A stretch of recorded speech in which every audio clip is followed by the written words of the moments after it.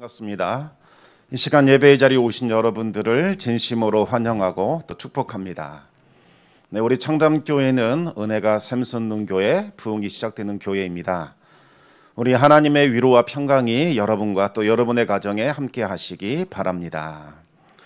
네, 오늘은 2022년을 여는 첫 번째 주일입니다. 우리 옆에 있는 분들과 함께 새해 인사를 나누겠습니다. 새해 복 많이 받으세요. 새해 복 많이 받으세요. 네, 하나님은 이미 예수 그리스도를 통해서 우리에게 모든 하늘에 있는 신령한 복, 땅에 기름진 복을 다 주셨습니다. 올해에 우리가 해야 할 일이 있다면 하나님께서 그 주신 복을 충만하게 받아 누리는 겁니다. 올 한 해 하나님께서 주시는 복이 여러분과 또 여러분의 가정에 함께 하시기 바랍니다. 네, 지난해에는 우리가 산상수훈의 말씀을 통해 은혜를 나누었는데 올해에는 이 고린도전서 말씀을 통해서 은혜를 나누고자 합니다. 이 고린도전서는 편지입니다. 사도 바울이 자신이 개척하고 또 양육했던 고린도 교회를 향해 보낸 첫 번째 목회 편지가 바로 고린도전서입니다. 여러분, 바울이 누구입니까? 바울은 하나님께서 이방인 복음을 전파하기 위하여 특별하게 택정하신 하나님의 부르심을 받은 예수 그리스도의 사도입니다. 예수님의 12 제자들 외에 사도라고 이렇게 부른 사람은 바울이 유일합니다. 바울은 정말 대단하지요. 바울은 직접 부활하신 예수님을 본 사람이고 또 하나님이 거하시는 세 번째 하늘까지 올라가서 앞으로 어떻게 하나님께서 인류 구원의 역사를 펼쳐갈 것인가, 그 모든 과정과 그 결과를 이미 목도한 사람입니다. 그리고 그곳에서 바울은 예수 그리스도의 사도로 파송을 받게 되지요. 바울은 위대한 전도자이자 목회자였습니다.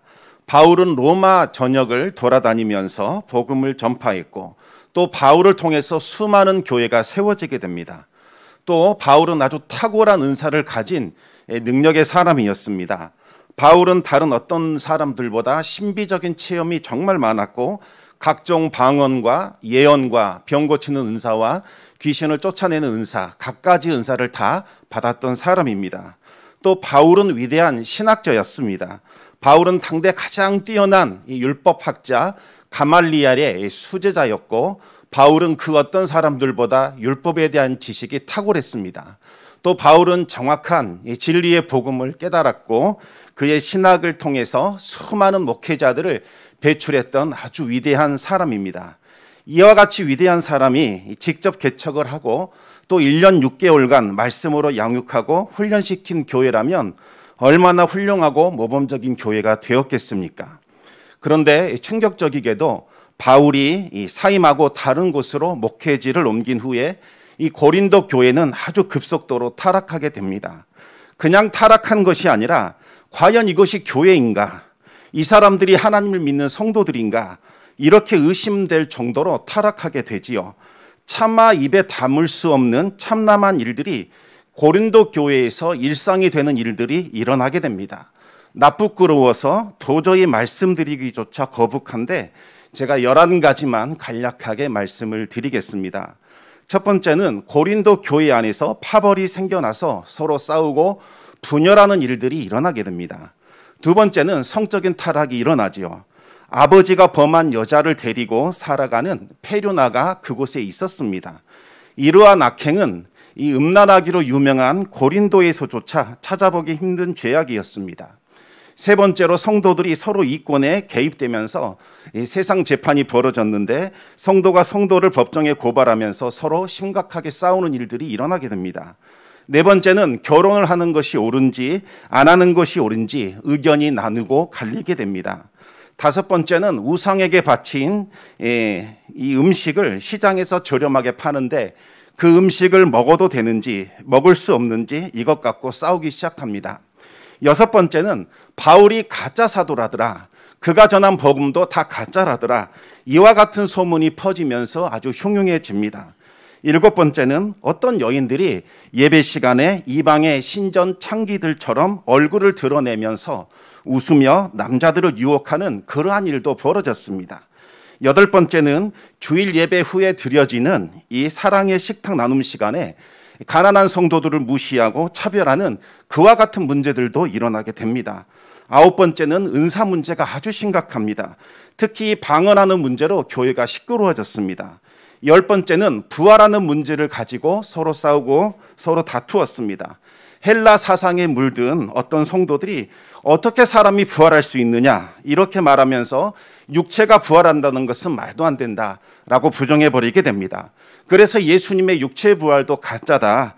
그리고 죽은 사람은 절대 부활할 수 없다. 이렇게 주장하면서 복음을 변질시키는 일들이 일어나게 됩니다. 11번째는 헌금 문제로 시끄러워졌습니다. 바울이 주도한 이 예루살렘 이 성도들을 구제하기 위한 이 구제 헌금이 가짜다. 알고 봤더니 바울이 개인적으로 착복하기 위해 주도한 것이더라.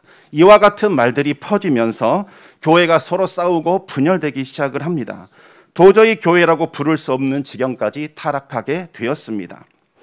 지금이야 매스컴이 너무나 발달해서 교회에서 조금만 이상한 소문이 들려도 정말 지구 끝까지 전해지지만 당시에는 매스컴이 없었고 통신수단도 약했기 때문에 고린도 교회의 타락한 소문은 널리 퍼지지는 않았습니다.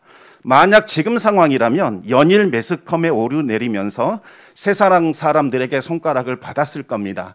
그러면서 바울이 누구냐, 목회를 어떻게 했기에 저와 같은 성도들이 나타날 수 있을까, 그와 같은 비난이 일어났을 겁니다.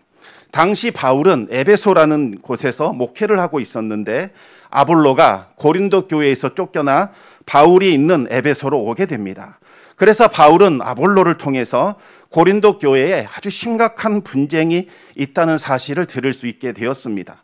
아볼로가 1년간 이 분쟁을 해결해 보자고 노력했지만 분쟁은 더욱더 심각해졌습니다. 급기야 아볼로를 목회자로 인정해 주지 않았고 자신들 뜻대로 하는 바람에 아볼로가 목회를 그만두고 바울을 찾아 에베소로 오게 됐지요. 그런데 그것으로 끝이 아니었습니다. 얼마 후에 고린도 교회의 한 중직자가 바울에게 편지를 써서 보냈는데 고린도 교회는 이 분파 문제 말고도 심각한 문제들이 많다는 것을 알게 되었습니다. 바울은 편지를 받아들고서 큰 충격에 빠지게 됩니다. 힘들어 개척한 그 교회가 이토록 허무하게 무너질 줄은 꿈에도 몰랐던 거지요. 바울이 고린도 교회를 개척하는 일은 정말 힘들고 어려웠던 일이었습니다. 고린도 지역에 처음 들어왔을 때 바울은 혼자였습니다. 선교 후원금도 다 끊겨서 생계를 유지하기 위하여 천막을 만드는 일을 하면서 복음을 전해야만 했습니다. 무엇보다도 이 고린도라는 지역은 복음을 전하기가 너무나 힘든 영적인 불모지였습니다. 고린도는 여러 부류의 사람들이 모여 살던 항구 도시였습니다.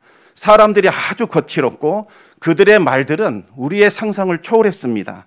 뱃사람들, 무역하는 사람들, 사기꾼들, 도박꾼들이 모여 흥청대는 대표적인 도시, 이곳이 바로 고린도였습니다. 그들은 호화로운 생활을 했지만 윤리적으로는 아주 타락한 삶을 살아가고 있었습니다. 그래서 야, 너도 고린도 사람이 다 되었구나, 이와 같은 말을 한다는 것은 문란한 생활을 하는 사람들, 그들을 향하여 내뱉는 욕설과도 같은 말이었습니다. 고린도에 있는 유대인들이 얼마나 거칠고 강하게 바울을 비방하고 대적했던지 바울은 사역지를 옮길 생각까지 하기도 했습니다. 그때 예수님께서 밤에 환상 가운데 바울을 찾아오셔서 계시를 주셨습니다. 우리 함께 사도행전 18장 9절에서 11절까지 말씀을 같이 읽겠습니다. 밤에 주께서 환상 가운데 바울에게 말씀하시되 두려워하지 말며 침묵하지 말고 말하라. 내가 너와 함께 있음에 어떤 사람도 너를 대적하여 해롭게 할 자가 없을 것이니 이는 이 성중에 내 백성이 많음이라 하시더라. 1년 6개월을 머물며 그들 가운데 하나님의 말씀을 가르치니라. 아멘. 바울이 얼마나 힘들었는지 이제 그만해야겠다, 도저히 두려워서 말을 못하겠다, 이와 같은 심정이 들 정도로 고린도 지역은 정말 힘든 곳이었습니다. 그런데 주님께서 바울에게 담대하라, 이곳에 택한 자가 많다 말씀해 주셨기 때문에 바울은 힘을 얻어서 1년 6개월을 머물면서 교회를 개척하고 복음과 말씀으로 양육할 수 있었습니다. 마침내 고린도 교회가 복음과 말씀 위에 든든히 세워지자 바울은 교회의 일꾼들을 세우고 그들에게 이 교회를 맡긴 후에 이제 에베소로 떠나 그곳에서 또 복음을 전하며 교회를 세우는 일들을 하게 됩니다. 하지만 이 고린도 지역 자체가 워낙 타락한 문화와 음란한 우상 숭배와 물질에 대한 탐욕이 가득한 곳이라 깨어있지 않으면 영향을 받을 수밖에 없는 그와 같은 상황이었습니다. 결국 고린도 교회는 여러 가지 문제에 휩싸이면서 교회의 존립이 위태로운 지경까지 이르게 됩니다. 고린도 교회의 소식을 들은 바울은 당장 할 수 있는 일이 기도하는 것밖에는 없었습니다. 지금이야 교통편이 좋으니까 당장이라도 고린도로 갈 수 있지만 당시에는 그럴 수 없었습니다. 바울은 고린도 교회의 문제가 과연 어디에서부터 잘못된 것인가? 어떻게 해야 이 교회의 문제를 바로 해결할 수 있을까? 어떻게 해야 교회가 바로 세워질 수 있을까? 하나님께 엎드려 기도하며 지혜를 구했습니다.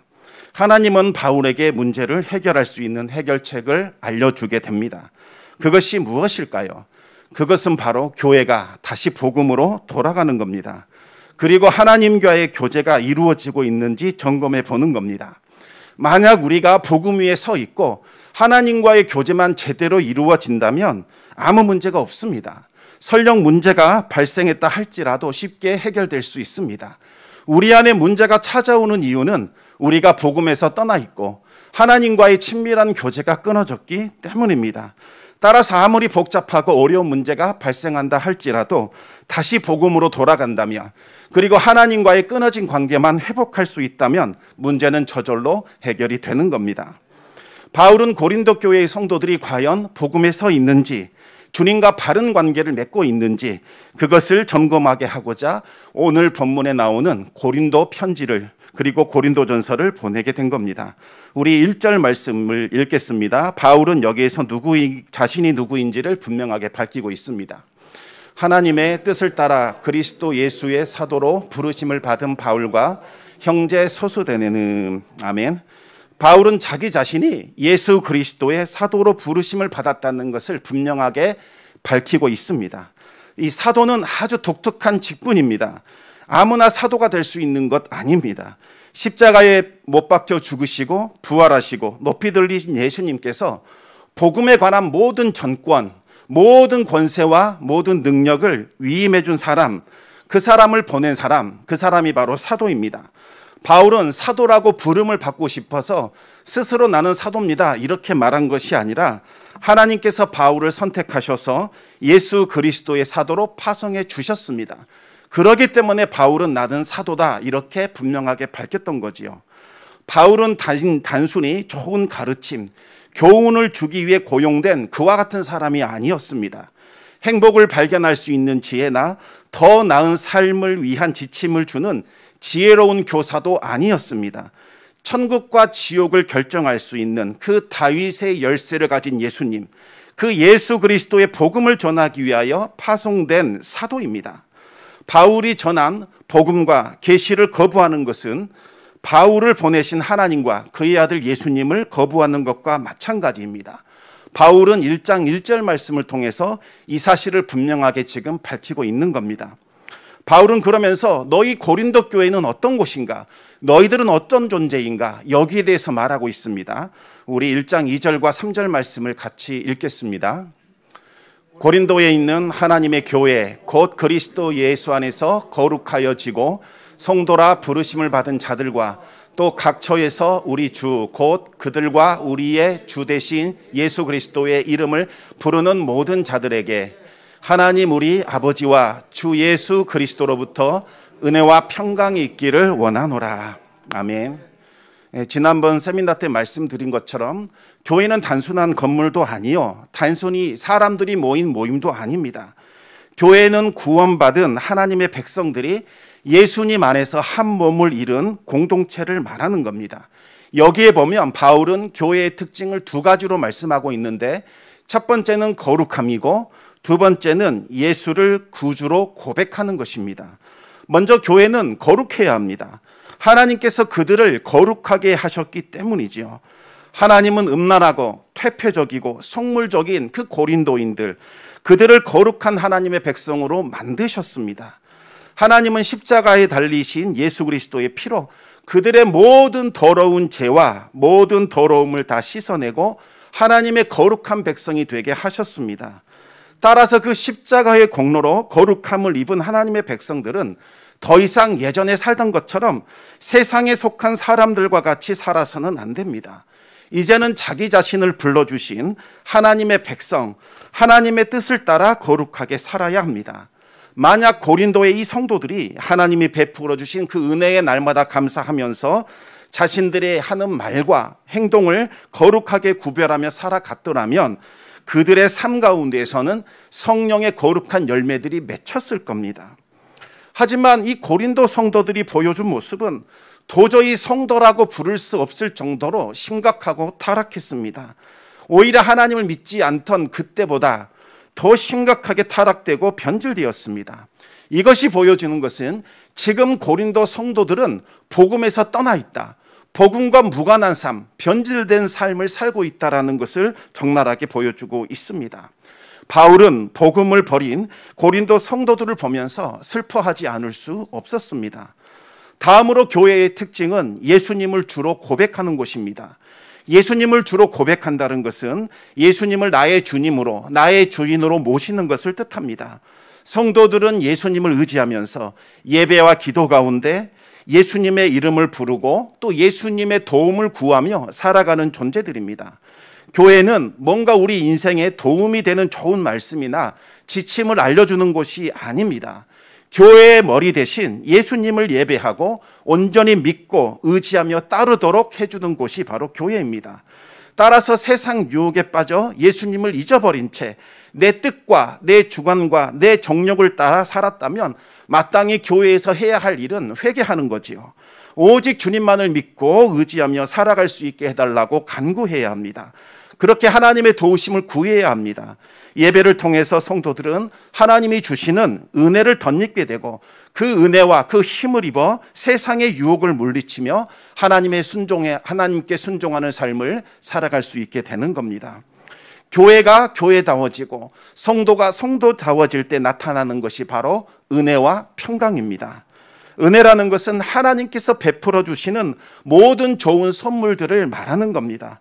하나님께서 갑자기 우리 인생 가운데 구름 기둥과 불 기둥을 보내주셔서 우리를 보호하시고 인도해 주시는 것, 이것이 바로 하나님의 은혜입니다. 또 하나님께서 만나와 매출하기로 굶주린 우리를 먹여주시고 풍성하게 살 수 있도록 해주시는 것, 이것이 바로 하나님의 은혜입니다. 하나님께서 천사를 보내주셔서 우리의 대적들을 물리치시고 우리의 모든 길들을 평탄하고 형통하게 해주시는 것, 이것이 바로 은혜입니다. 하나님께서 우리를 선한 목자 되셔서 선하고 아름답고 복된 길로 이끌어 주시는 것, 이것이 바로 은혜이지요. 우리가 기도하는 모든 기도의 제목들이 응답이 되고 하나님 안에서 평안한 삶을 살게 되는 것, 이것이 바로 은혜입니다. 교회가 교회다워질 때, 성도가 성도다워질 때에 성도의 삶 가운데는 이와 같은 풍성한 은혜가 차고 넘치게 되는 겁니다. 평강이라는 것은 하나님의 은혜가 우리 삶 가운데 부어질 때 우리가 경험하게 되는 그 안락함, 기쁨, 즐거움, 이와 같은 것을 말하는 겁니다. 하나님이 주시는 은혜가 우리의 심령과 우리 가정과 우리가 속해 있는 곳에 부어지기 시작하면 우리의 마음속에서는 감사가 솟아나오게 되고 우리 입술에서는 찬송이 나오게 되는 겁니다. 이 일이 해결되었기 때문에 기쁘고 즐거운 것이 아니라 이 일이 해결되지 않았음에도 불구하고 하나님이 베푸시는 그 은혜에 감격하여 우리의 삶 속에서는 놀라운 은혜의 고백들이 나타나게 되는 거죠.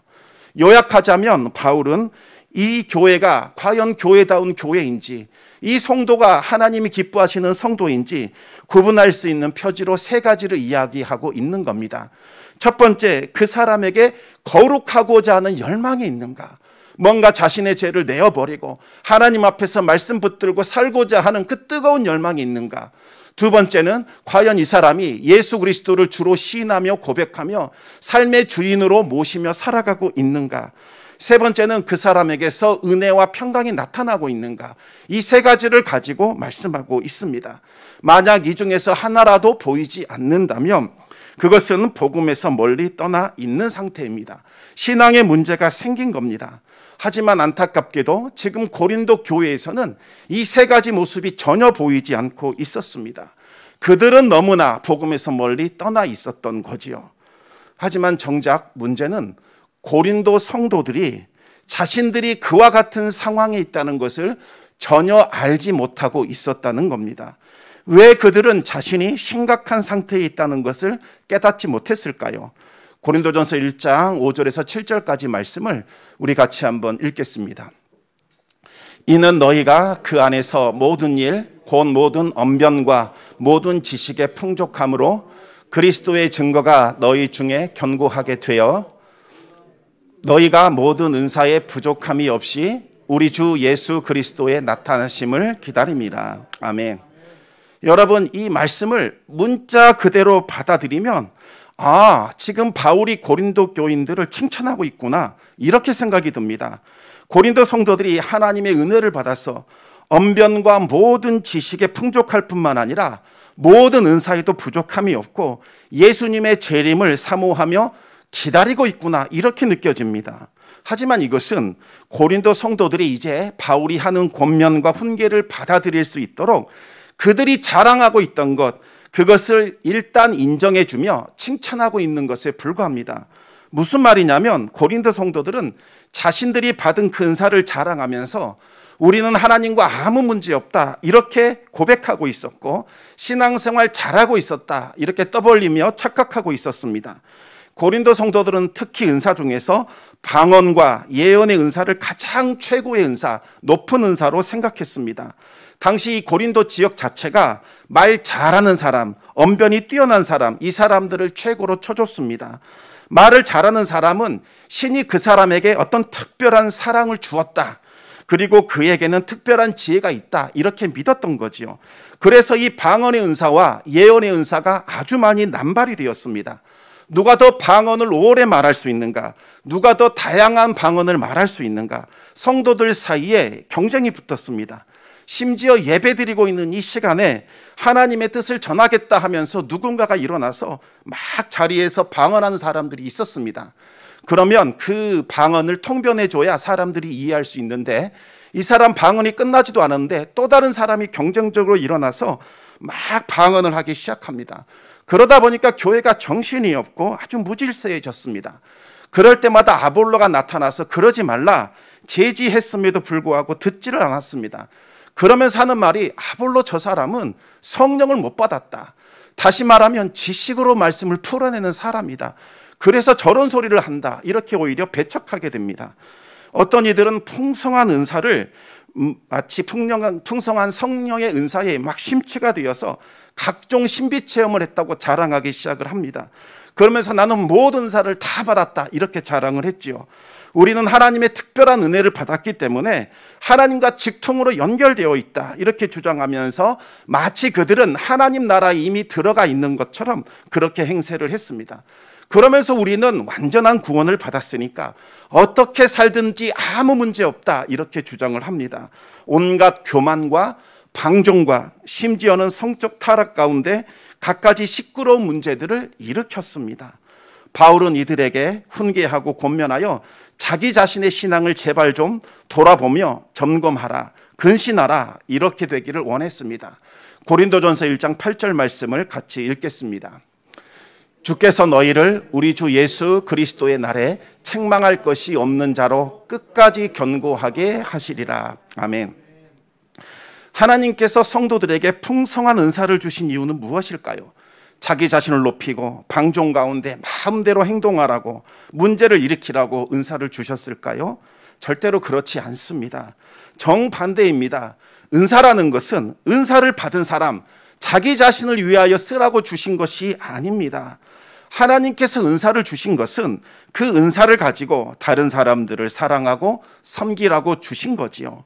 주님의 몸된 교회를 바르게 세우라, 섬기라, 그 의미로 은사를 주신 겁니다. 가르치는 은사를 받은 사람은 마땅히 다른 사람을 가르치는데 그 은사를 사용해야 합니다. 찬양의 은사를 받은 사람은 자기 자신을 즐겁게 하기 위하여 찬양의 은사를 사용하는 것이 아니라 하나님을 기쁘시게 하고 다른 사람의 신앙의 유익을 위하여 그 은사를 사용해야 하는 겁니다. 치유의 은사도 마찬가지요. 예언의 은사, 섬김의 은사, 모든 은사가 다 그렇습니다. 마지막 날 예수님께서 재림하시는 그날에 모든 성도들은 하나님의 심판대 앞에 각자가 받은 은사를 가지고 어떻게 교회를 섬겼는가, 어떻게 사랑하며 살았는가, 그것을 결산받게 될 겁니다. 하나님께서 많은 은사 주신 사람에게는 많은 것을 요구하실 것이고, 적은 은사를 받은 사람에게는 적은 것을 요구하실 겁니다.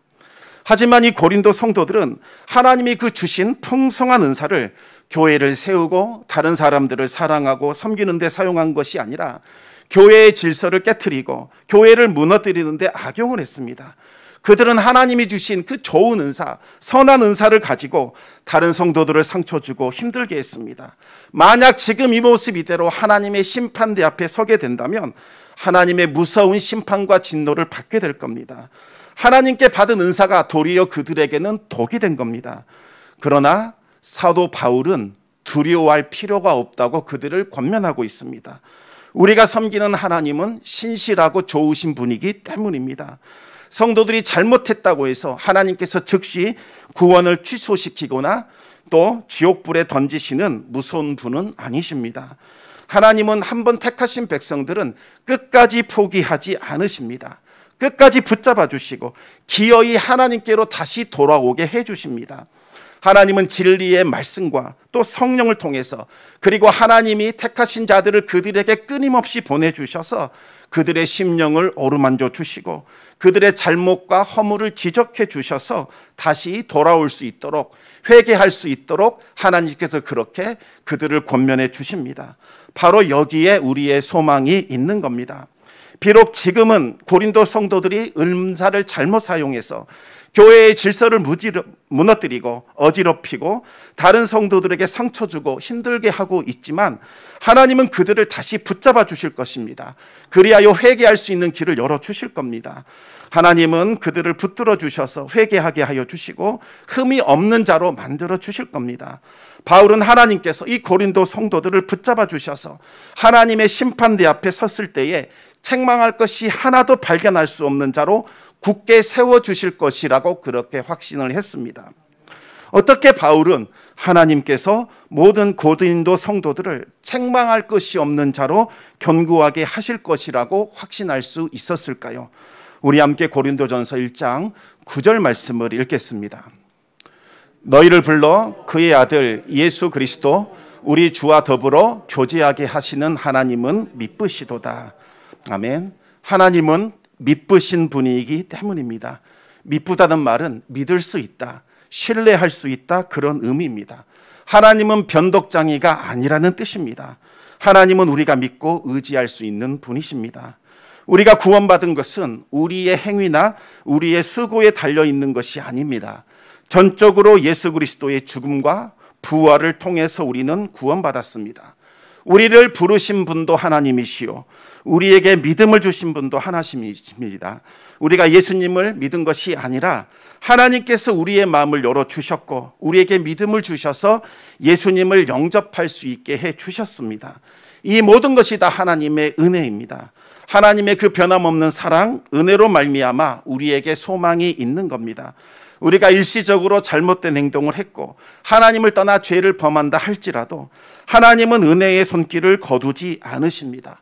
오히려 이전보다 더 큰 은혜를 부어주셔서 우리의 마음을 돌이키게 하시고 예수 그리스도와의 친밀한 교제 안으로 다시 인도해 주실 겁니다. 바울이 찾아난 해법, 바울이 발견한 그 해법이 바로 고린도 성도들이 예수님과의 교제를 다시 회복시키게 하는 것, 바로 그것이었습니다. 예수님과의 교제가 회복되면 모든 것이 다 완전해집니다. 하나님께서 우리를 구원하신 것은 바로 우리가 예수님 안에서 예수님과 친밀한 교제를 누리도록 하는 데 있습니다. 주님과 친밀한 교제 가운데 있을 때 우리는 거룩한 열망이 솟아나게 됩니다. 예수님을 닮기를 원합니다. 죄를 미워하게 되고 예수님을 따라 살아가고자 하는 열망이 끓어오르게 되는 거죠. 또 주님과 친밀한 교제 가운데 있을 때 우리는 비로소 주님을 나의 주, 나의 하나님으로 모시게 되고 늘 주님과 동행하기를 원하고 주님께 기도하는 삶을 살기를 원하게 되는 겁니다. 그리고 우리가 주님과 친밀한 교제 가운데 있을 때에 하나님이 주시는 은혜를 날마다 체험하게 되고 하나님이 주시는 평강 가운데 우리 주님을 높이며 찬양하는 삶을 살아가게 되는 겁니다. 성도 여러분, 올해에는 우리 주님과 교제를 회복하는 것, 이것을 여러분의 최고의 목표로 삼아 보시기 바랍니다. 예배를 중심에 두시고 우리 주님과 동행하는 삶을 살아가시기 바랍니다. 우리 주님과 동행하는 것, 주님과 친밀한 교제를 누리는 것, 이 모든 것이 모든 문제의 열쇠가 되는 거지요. 우리 함께 요한복음 15장 7절 말씀을 같이 읽겠습니다. 너희가 내 안에 거하고 내 말이 너희 안에 거하면 무엇이든지 원하는 대로 구하라. 그리하면 이루리라. 아멘. 사랑하는 성도 여러분, 기도를 하는데도 응답이 없는 것 같고 우리의 모든 간구가 거절되는 것 같은 느낌이 든다면 그것은 우리가 하나님과의 교제, 예수 그리스도와의 교제가 이미 끊어졌기 때문입니다. 또 복음에서 떠나 있는 삶을 살고 있기 때문입니다. 만약 우리가 이제라도 마음을 돌이켜 하나님께로 돌아온다면, 예수 그리스도의 복음에 서서 살아간다면, 그리고 날마다 주님을 고백하는 그와 같은 삶을 산다면 우리의 삶 속에서 다시 기도의 응답이 회복이 되고 하나님이 주시는 은혜와 그 평강으로 인하여 우리 삶 속에서는 놀라운 일들이 일어나게 될 겁니다. 올 한 해 우리 주님과 동행하심으로써 무엇이든지 원하는 대로 구하면 그것이 이루어지는 그 은혜가 함께 하시기를 우리 주님의 이름으로 축원합니다. 기도하겠습니다. 아버지 하나님, 감사와 찬송을 드립니다. 아버지 하나님께서 우리를 택정하여 주시사 하나님의 자녀 삼아주시고 우리를 은혜와 평강 가운데 거하게 하여 주신 그 은혜를 높이며 찬송합니다. 아버지 하나님, 우리가 일시적으로 하나님을 떠나 살고 복음과 멀어진 그와 같은 삶을 산다 할지라도 하나님은 우리를 포기하지 않으시고 버리지 아니하시며 도리어 더 큰 은혜를 부어주시사 하나님 안에 거하게 하시는 분이신 줄 믿습니다.